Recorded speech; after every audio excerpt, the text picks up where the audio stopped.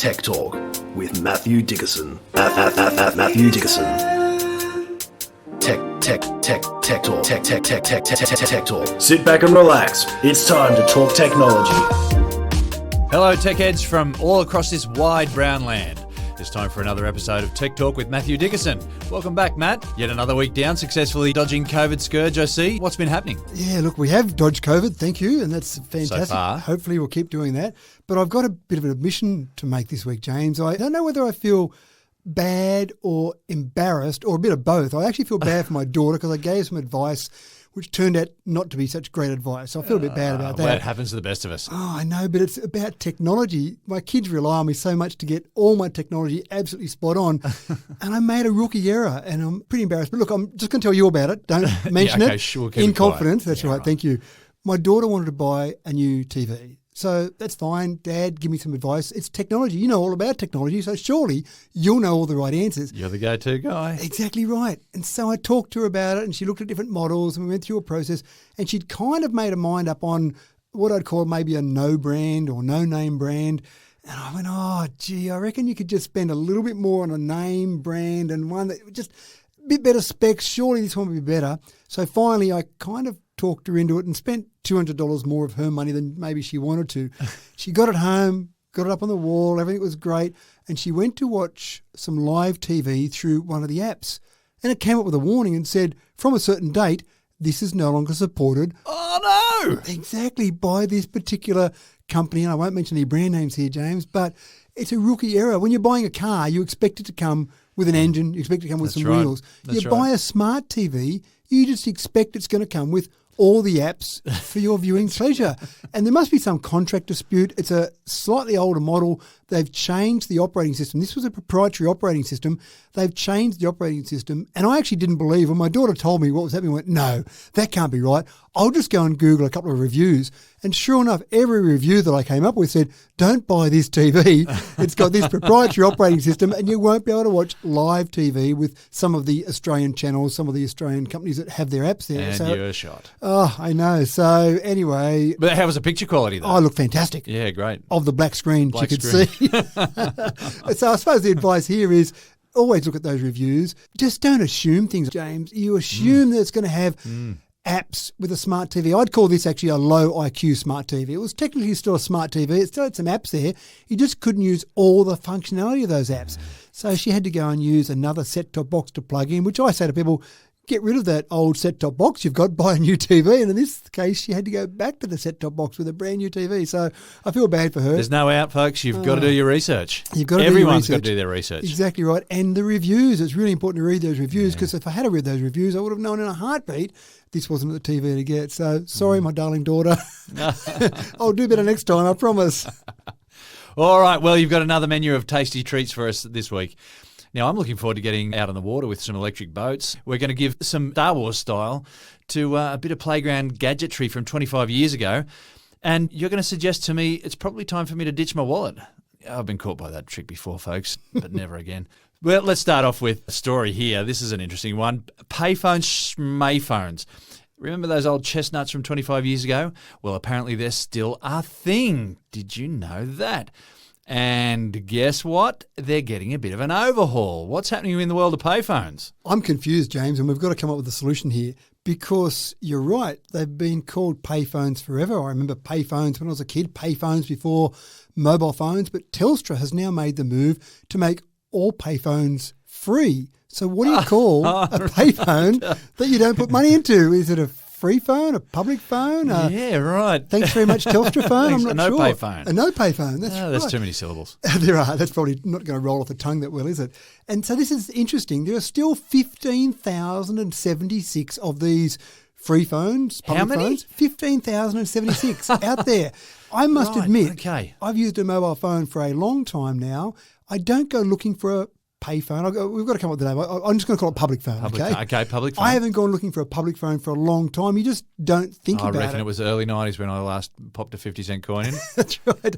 And so the whole idea of it, and even back in the days when we used to use them before mobile phones, you'd have to scrounge around for some coins. As you say, you're dropping some coins in there. STD phone calls, holy street, you just keep pumping the coins through. Your pockets would be chinking. Or remember that company called 1-800-REVERSE? You could make a free call, because public phones Probably or should have payphones used it, back but then. I never did. Oh, didn't you? Okay. No, I had to make the phone call to mum and say, then call back. But yeah. And you'd blow 50 cents along the way. Yeah. And so the idea there is that 1-800 numbers you could still make from a public phone because they were completely free, no coins needed. So there was a clever company that came up with the idea of 1-800-REVERSE, and the letters reverse spelled out the number that you dial. Oh, of course. And you could make a phone call through to your loved one who had to accept the reverse charge phone call still, so it had to really be a loved one. That sort of stuff you just don't need anymore. So now any phone, any of those public phones that we see distributed around the nation, you can go to it, you can pick it up, make a call local or STD. Are we showing our age now, saying STD, subscriber trunk dialing, long distance phone call.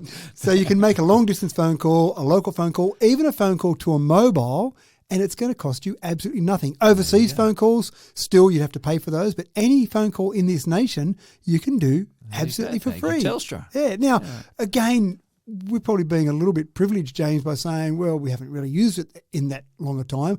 There are still people out there that are using it. Telstra have generated over the last year, or typically over the last years, still generated about $5 million a year from this. So it's costing them $5 million to the bottom line for Telstra. Right. They believe it's the right thing to do for the community or society as a whole. And people like Salvation Army groups, Smith Family groups. Oh, of course, yeah. They've come out and they said this is a really positive move because people, in particular during a pandemic, people aren't communicating as much as they might have been in the past. They may not be able to afford their mobile phone. They may not be able to put prepaid recharge on it. Being able to walk down the street and pick up a public phone and make a phone call helps keep them connected. And Telstra for a long time have done things like a phone call to Lifeline or an emergency call. They've been free. But now just picking up the phone and ringing a friend, you're not at the stage where you're at Lifeline crisis stage, but just being able to say, g'day, how's things going? I'm a bit lonely because no one else is at home and I can't visit anyone.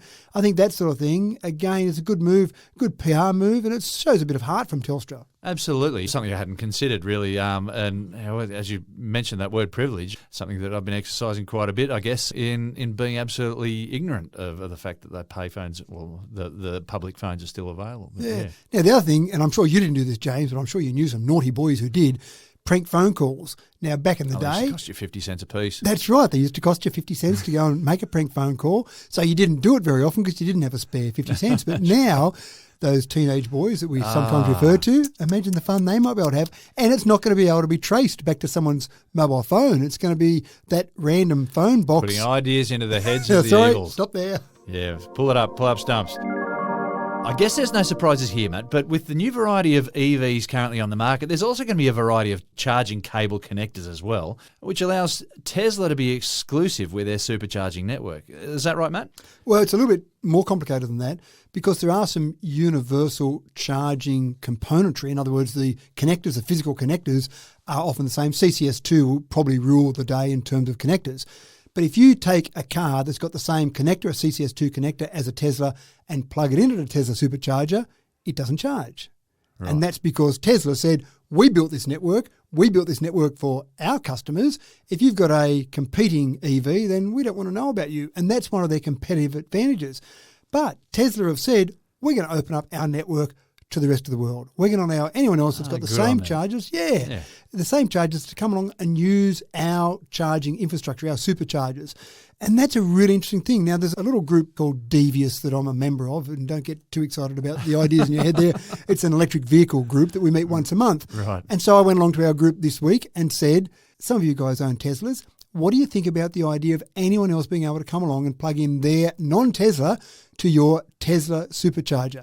And they were kind of okay with it in general, except they said they'd be a little bit annoyed if they bought a Tesla. Their purchase price of the Tesla has obviously contributed to the building of the... Just setting it up. Yeah.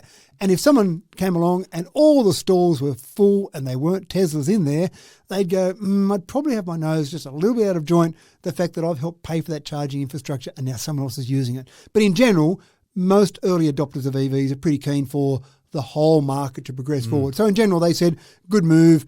other cars charging up, it makes sense. And Tesla, there's no doubt about it, they have the best supercharger network, about 3,000 supercharger stations, about 27,000 connectors worldwide have been built by Tesla on the whole premise that they want to be able to progress the EV network, and they thought that this was somewhat of an impediment to selling the cars. We've got to learn some lessons from the past here. When we first started building rail networks, and this is in the UK, we had about 3 or 4 or 5 different gauges. I'm going to give away my nerdiness here.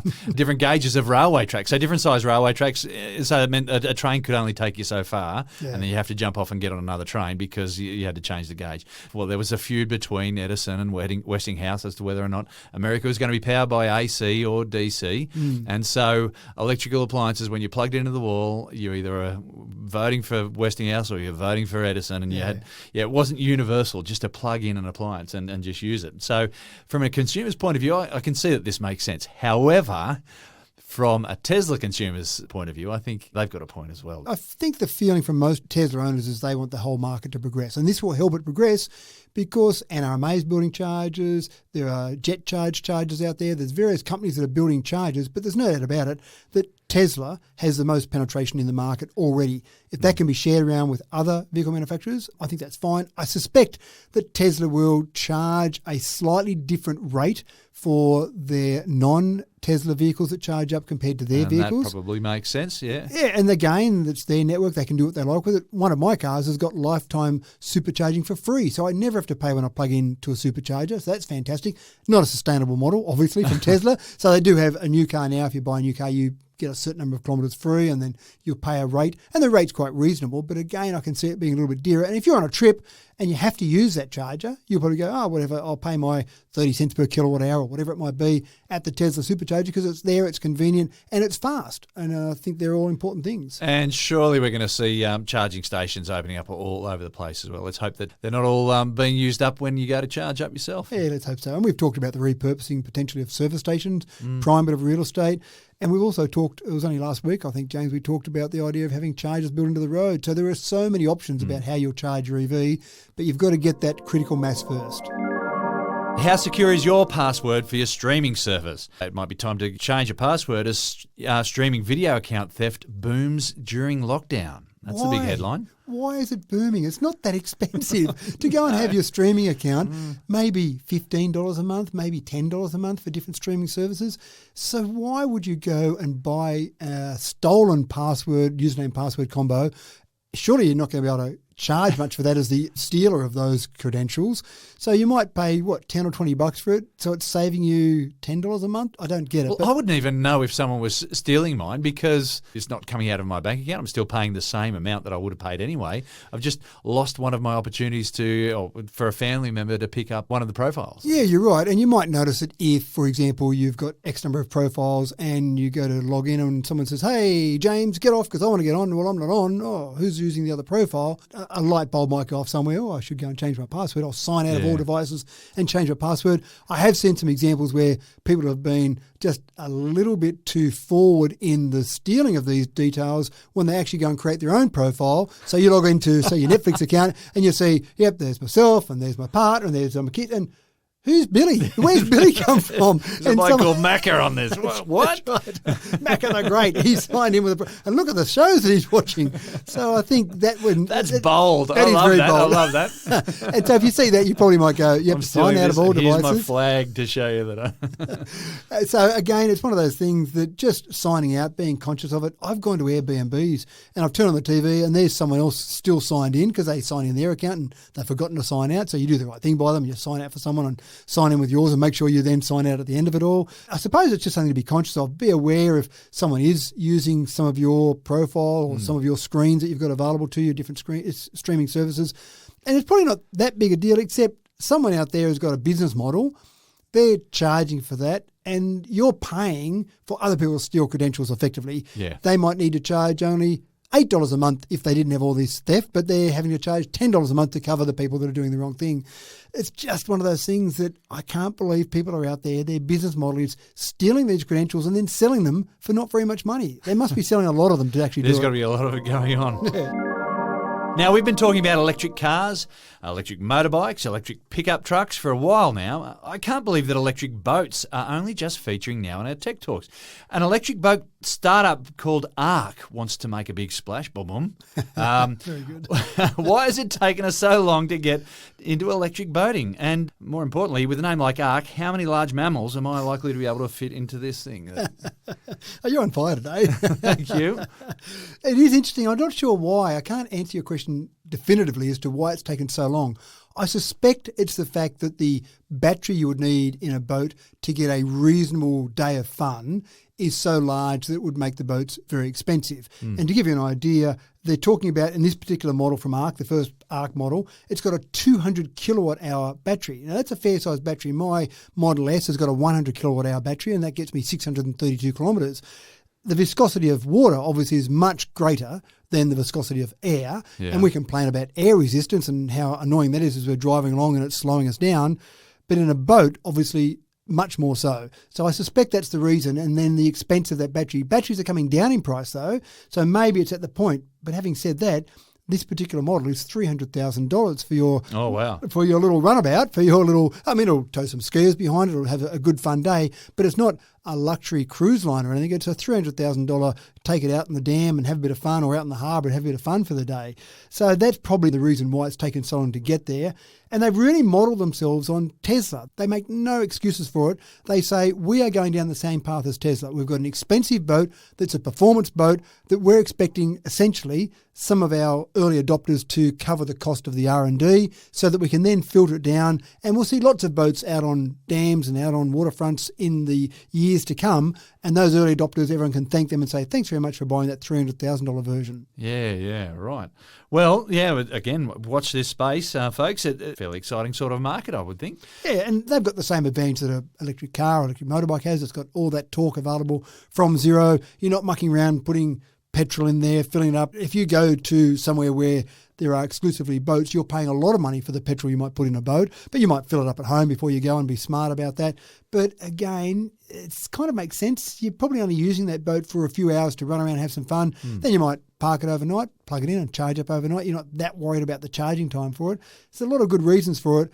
But again, I think we just need to get those battery prices down. That's going to be the real key ingredient here. Well, another thing I was thinking about as well, with cars, you've got that resistive braking, and you can use that resistive braking to recharge the battery a little bit, using the momentum of the car. Well, you were not going to get that for your boat, I would No, expect. I can't see them having little propellers underneath it that spin to charge it up as you take your hand off the accelerator on the boat. So I can't see it really working in that proposal. Yeah. And the viscosity of the water slows you down so much anyway, you're not going to be able to coast as such. So you're right, you probably need a bigger battery pack because of the fact that you're not going to get the regenerative braking. Folks, here's a blast from the past. Tamagotchis were once a big deal in school playgrounds the world over. Not so much anymore. So it's a bit surprising that Tamagotchi has brought out an R2-D2 as officially a Tamagotchi digital pet now. 2 decades, a little bit late here. Matt, this is big news in the world of Tamagotchi. One of my children is still traumatised, James, because I managed to break one of her Tamagotchis. Oh, broke it. Broke it. And no, I didn't overfeed it. No, so much. I physically broke this Tamagotchi, and I was the worst person forever. After they'd spent so much time feeding it and cleaning up after looking it. After it. I know all that. And then I can still see the tears running down my daughter's face when, Dad, you broke my Tamagotchi. It was horrible. So I'd forgotten about Tamagotchis, to be honest. I'd probably put them in that part of my brain that said, lock that away and don't think about them again because of the trauma you caused for your child. But yeah, an R2-D2 Tamagotchi. Now, I thought there might have been some extra features, something extra might have been pumped into this Tamagotchi to make it new and modern. But no, it's just got a picture of an R2-D2 and it does all the same things in its very low, very poor quality graphics. You've still got to feed it. You've still got to clean up. That's right. You've still got to clean up after it, which I don't quite get because an R2-D2 was an astromech. I don't know there was a lot of cleaning up to do after R2-D2. No. I don't know. So I don't quite get this one, but I did like the Tamagotchi. It was a very simple little process, nice and uncomplicated. Maybe taught your child about looking after pets, maybe looking after babies when they finally had them one day. I'm not sure if it was quite that good, but I like the concept of it. But 25 years ago, sure, but now I can't believe that Tamagotchi are still selling anything at this stage. That's right. Was the company called Tamagotchi, or were they Tamagotchis that came from a different company? I actually think the toy was called Tamagotchi. They might have been Nintendo or something. I don't know. I don't know who made the Tamagotchi toy, but the toy itself was the Tamagotchi. And you saw at the peak, every child on their keyring with 1 or 2 or 3. The nemesis of any teacher. And and having to look after them all. And sorry, sir, I've just got to duck out of the classroom because I've got to go and feed my Excuse me, Tamagotchi. sir, I'm feeding my Tamagotchi. Just give me a moment. And that would have been a legitimate excuse in the classroom, I'm sure. So anyway, if you really like your Tamagotchi, this is some good old-fashioned mouth-to-mouth resuscitation on behalf of Star Wars here. Trying to bring this thing back to life. Well, it seems to me that you release anything that's related to Star Wars, and it's going to be somehow I'm sold. popular. I'm going to get myself one. That's right. Good work. We need to do a Star Wars special for Tech Talk. That would send the listening audience through the roof, wouldn't it? Absolutely. Apple created the tablet market, and it dominates it still. Matt, what are the numbers coming out of the tablet market these days? Well, I'd be really proud of creating anything that created an entire segment, and that's exactly what Apple did. There used to be tablets, computers that were called tablets, and I used to have a Toshiba. I loved my Toshiba tablet, and I could spin my screen around backwards and fold it down itself, and I could write on the screen. It was still a big notebook computer, but I could write on the screen, and that was pretty cool. So I used to call that a tablet, mainly because Toshiba called it a tablet. But when Apple brought out the first tablet, the first iPad, that was a whole new market segment. This whole concept of a touchscreen computer, a big iPhone, if you like, that created a market segment, and they're still dominating. And even back in those days, they knew it was going to be big. The 3rd of April 2010 was the first ever iPad that was released. 2 days before that. So it's only just, 11 years old? 11 years old, that's right. But 2 days before that, and this is classic Apple marketing, they had an episode of Modern Family. If you remember Modern Family, not on anymore, but still a very good show. Yeah. And Phil Dunphy was the father I loved him. Yeah, he was a gadget-loving father. And 2 days before the iPad was released, there was an episode of Modern Family released, and the whole premise of that episode was the kids were rushing around to buy Dad one of these new fandangled iPad things that was about to come out. And people watching the show would go, iPad? What are they talking about? I've never heard of this iPad thing. It's because it hadn't even been released yet. So talk about product placement by Apple, just absolutely brilliant. So that got people talking about it, all excitement. 2 days later, 3rd of April, out comes the official iPad. But even now, 11 years later, they created the market segment. They dominated the market segment. But then, of course, competitors come along and do things that are better, perhaps. Well, at the moment, they're still dominating. In the second quarter of this year, so we're talking about April to June this year, they sold 12.9 million iPads, and that's despite still going strong. That's very strong, but that's despite a bit of Chipageddon that we've talked about. Supply's been a bit tough for iPad, as it has been for all the tablet manufacturers, but they've had the number one spot there, and they continue to have the number one spot. They had 43.1% market share in that quarter. Now, you take someone like Samsung, who are in number 2 position, 26.8%. They've got some very nice tablets. They've got the S7, which is a very popular tablet. They're running Android. Any of those Android lovers out there are obviously going to lean towards an Android version, but they've still only been able to get to 26.8% market share. Third, Lenovo. Lenovo are number 1. We've talked about that before. Number 1 in the PC market. They're number 3 in the tablet market, 15.7%. Amazon surprised me. They've got the Fire tablet, and that's coming at number 4 at 14.4%. So even despite all this competition, even despite these Android ones out there, Apple has still got that number 1 spot with 43.1%. And those numbers are quite incredible, aren't they? 12.9 million. You'd think everyone that wanted to get an iPad would already have an iPad. And there's new versions coming out all the time, of course, but 12.9 million from one manufacturer still, that's a huge number. Now they're a powerhouse, an absolute powerhouse. Are you still carrying a wallet? I have one, but it very rarely leaves the house now. It's more of a store for the cards that I rarely use, I guess. The question is, though, is it time to throw away all our wallets as more and more of the old card tech goes digital? There are very few reasons to carry your wallet now.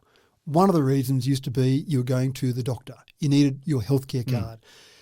You had driver's licenses been on there for some time now, especially during the pandemic. We've all got the Service New South Wales app in New South Wales. We've had the ability to have our credit cards on our phone, on our watch, whatever, for some time. So you go out the door to do some shopping. You go out the door to drive your car. You're okay. Take your phone with you. Go to the doctor, though. I need to still grab the old-fashioned wallet.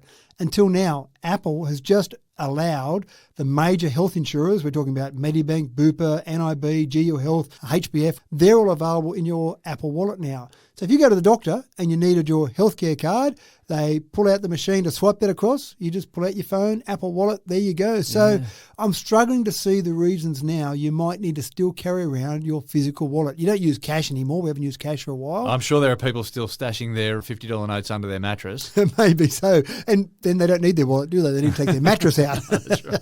But the whole concept here is that you're just getting to the point where so many things are on your phone.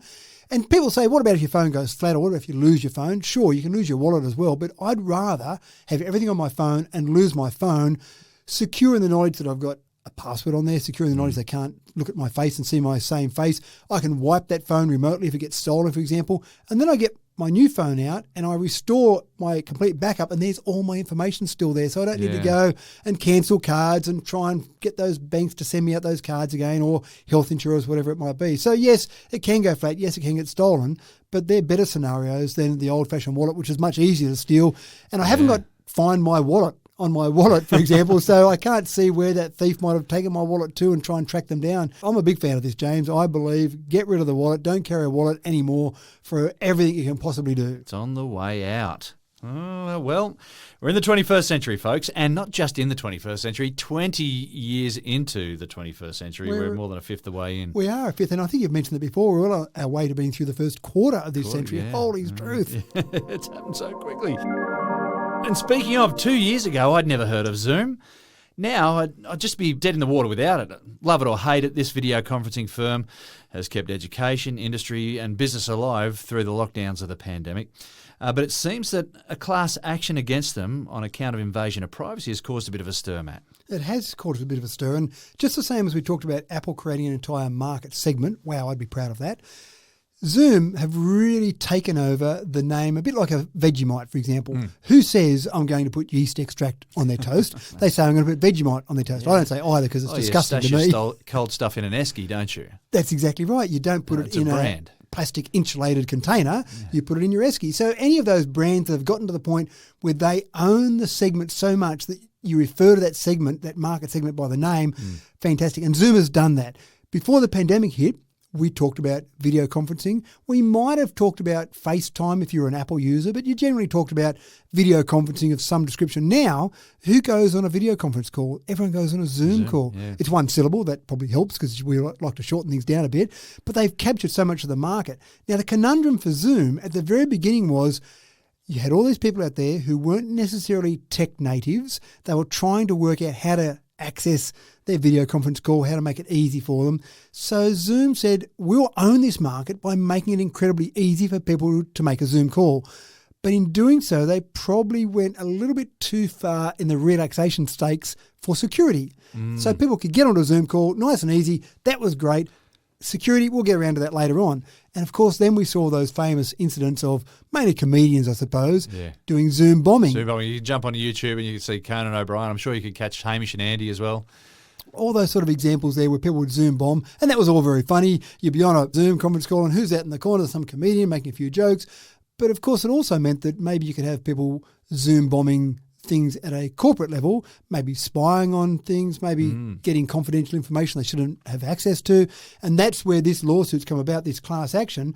$86 million Zoom has had to pay out as a class action because all these people said, I actually didn't think your security was good enough. And the court agreed. The court said, no, your security wasn't good enough, Mr. Zoom. We need you to increase that security. And they have done that. To their credit, they've actually taken notice of that and they've increased the security. And some people are unhappy about that because they say, oh, it's more complicated to get on my Zoom call now because it's a bit more secure. We've got to get that happy balance somewhere there. We've got to have people comfortable enough using whatever software they're using and confident in the security settings on that and still making it easy to use. It's a fine line there. Yeah, a real tightrope to walk right there. Now, the next story is very cool and a testament to modern innovation and sustainability. Turns out that Tokyo's Olympic medals are made from recycled electronics. What's this about? Well, I would almost say only in Japan because Japan has got a great history in electronics, but it was actually first done back in Vancouver for the Winter Olympics of 2010. So it happened then, much smaller scale because obviously fewer winter medals are given out than summer medals. But this is a really good thing where the whole concept was take some of those old electronics and turn them into metals. Now, if we go back a bit, James, just a bit of history here. Back in the Olympics in 1904, 08 and 1912, if you won a gold medal, you would have taken it to a pawn shop because they were gold. The gold medal itself that you won was pure gold, and the country that was hosting those Olympics, they had to, as part of the cost of hosting the Olympics, had to provide pure gold medals. I assume they were pure silver and pure bronze, but that didn't matter that much because they're not as expensive, obviously. And if but nowadays you see the winners all biting into their medals for their official photos and stuff. I love it. I love it. And that goes back to the prospectus, doesn't it? Because you would fool's gold. If someone painted some metal that was not gold, a gold colour, and said, "Here, buy some gold off me." Gold's actually quite soft. So they would bite into it to see if it was actually, what a very scientific way of testing, to see if it was gold. Maybe they should have checked the density, weighed it, and checked the volume of it or something. Like Archimedes did all the time ago. Yeah, maybe that would make more sense, but biting into it looked pretty cool. So yeah, you're right, you have modern athletes still biting into it. Time-honoured tradition, I'm sure. But I did the actual costing and looked at the minimum size of a gold medal, or any of the medals has to be a certain size. And if you looked at that minimum size back in 1912, if it was pure gold, in today's money, it was worth about $13,000. So if you had that gold medal back in 1912, you might have said, hey, this is great. I'll go and hock that and get some value for the metal that's in that particular medal. 1916, World War I, Olympics were cancelled. 1920, someone said, you know what? This just isn't sustainable. We're going to give out more and more medals at each Olympics. We're going to increase the number of sports. We've got all sorts of things. Especially when you bring in skateboarding and BMX riding and all that sort of stuff. And no disrespect to the people who have won medals in skateboarding. Congratulations to them. Well done. It's not your traditional sort of sports that you would typically tend to see in the Olympics. But yeah, it's not going to be sustainable to have gold in all those. So there are requirements now. Every gold medal has to have at least 6 grams of gold. So it's still got gold in there. Yes, but they've got a standard there. They've got a standard. It's got to be 92.5% silver. But if you break down the cost of those metals now, it's only worth about $800, not $13,000. So it's a bit better. But in Japan, they said, let's take some old electronics and turn them into the metals. So they gathered about 5 million cell phones. They gathered in total about 47,000 tonnes of tech waste.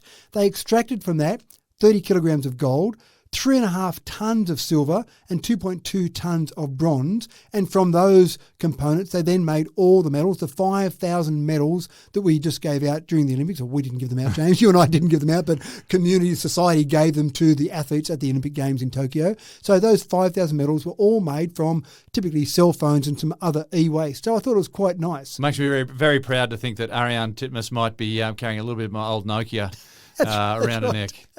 Absolutely. And so I think that's pretty cool. But it started me thinking actually about global e-waste and just electronic waste in general. So we actually generate 55 million tonnes of global e-waste each year, which is a big number. So the 5 million tonnes they got of mobile phones for Tokyo was only a drop in the ocean really in terms of the total e-waste.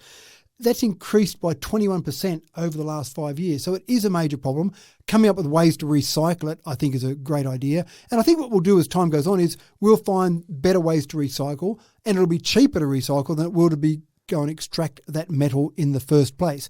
But it also got me thinking about batteries for cars.